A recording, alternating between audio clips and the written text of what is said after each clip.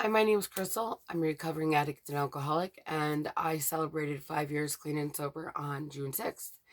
Many of you know my story, but for those of you who don't, I didn't touch my first drug until I was 28 years old.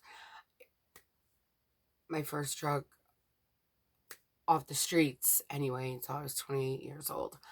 Little bit of a background. I grew up in a family with two working parents.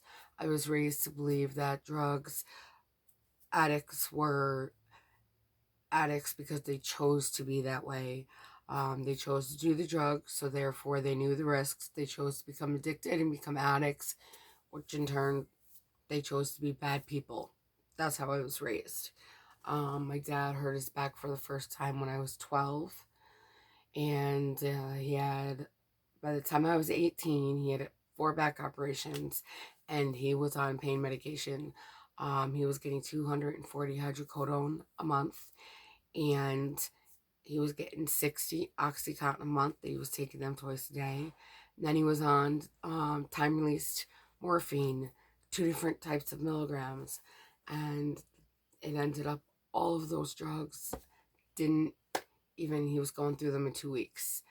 And so I moved out the minute I could because he had already started taking things from people and I couldn't understand why.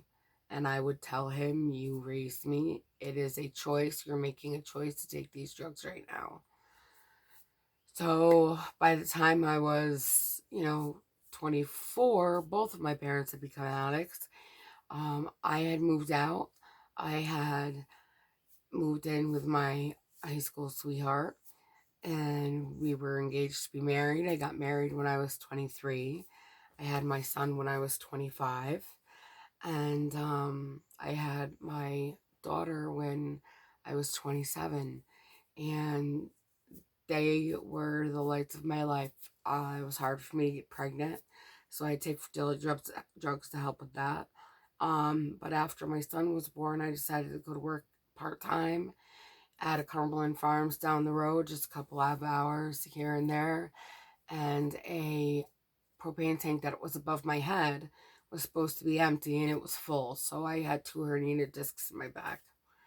Um, I started going to a pain management group that my dad saw, and they did injections in my spine. And a couple months later, they put me on pain medication, and they gave me the max 8 a day, 240 pills, 10 milligram hydrocodone.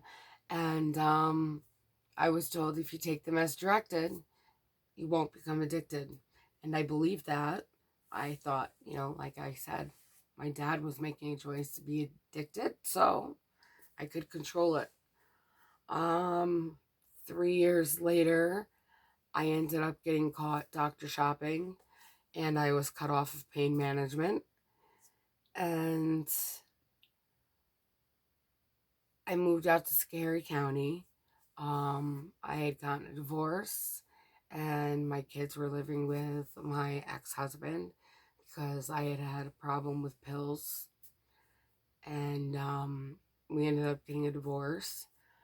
And so when I moved out to Schoharie County, I was introduced to heroin and was told, "Well, you're taking pills. They're just a synthetic form of heroin." So I started snorting lines of heroin, and before I knew it, I was shooting lines of heroin.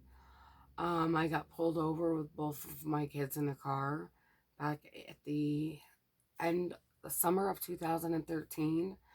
Um, by the time I was convicted, I was sentenced to 18 months drug court, 5 years probation, and lost of my license, of course, because I got a DUI. And so that started August of 2015. So I had almost a year before I had to start drug court. So I decided I was going to party until then because I didn't want to get clean and sober. Didn't even think about it. Didn't think I could get.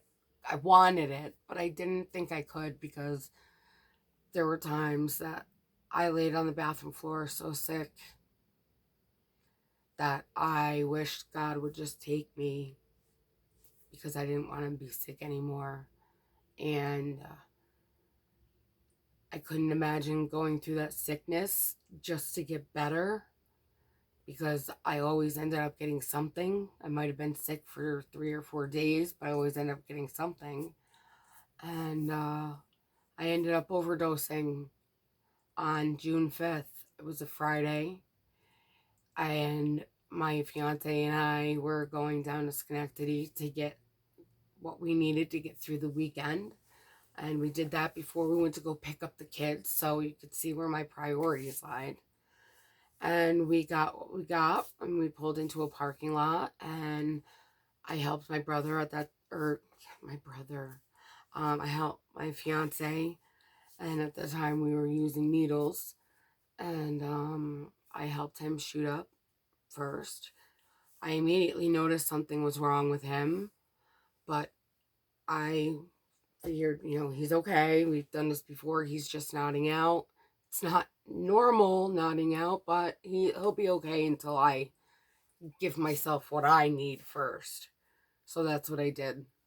I went to get out of the car to help him, and that's the last thing I remember.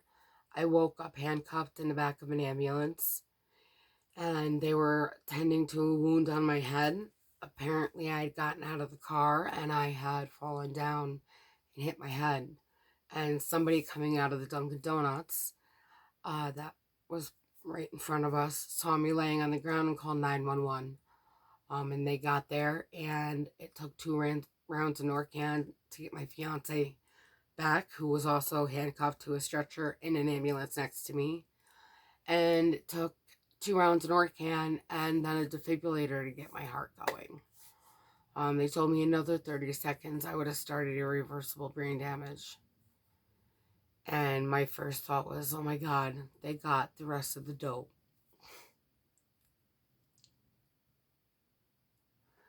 Laying in the hospital bed, there was a female officer down at the end of the bed, and she was asking me questions, talking about my kids, and she asked me, is this a legacy you want to leave for your kids? It was like I ran headfirst into a brick wall.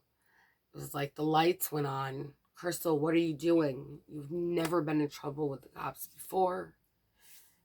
Now you're so wrapped up in it. Now you've got another drug charge. You haven't even started drug court yet.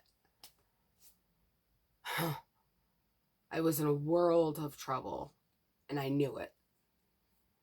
And I thanked God that drug court was starting in August, but I swore to myself that was going to be the last bag of dope I ever touched. And it was. I did continue to do cocaine between the time I overdosed and drug court. But drug court saved my life. The cops that pulled me over that day saved my life. And now I've spoken at the health classes, Cobleskill High School.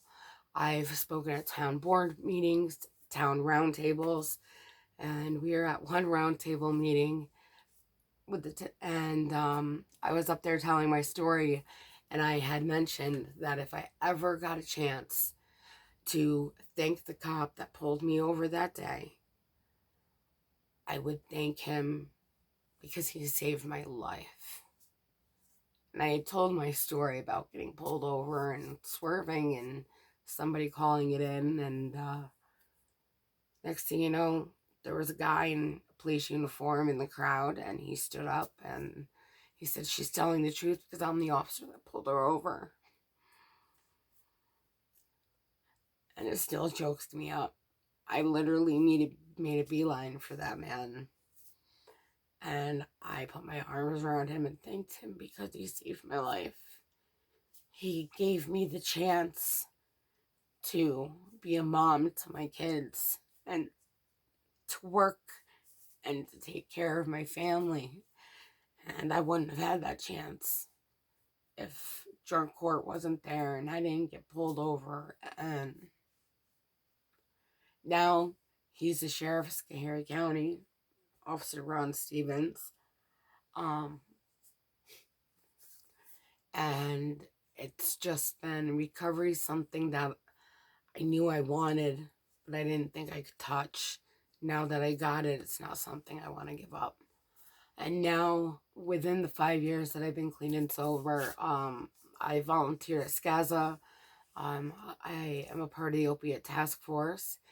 And now there is a wonderful new place in Schoharie. It's called the Round Table. And it is a recovery resource center for anybody who wants information about addiction or about getting help or just somebody to talk to, even if they don't want to give their name, they just want to talk.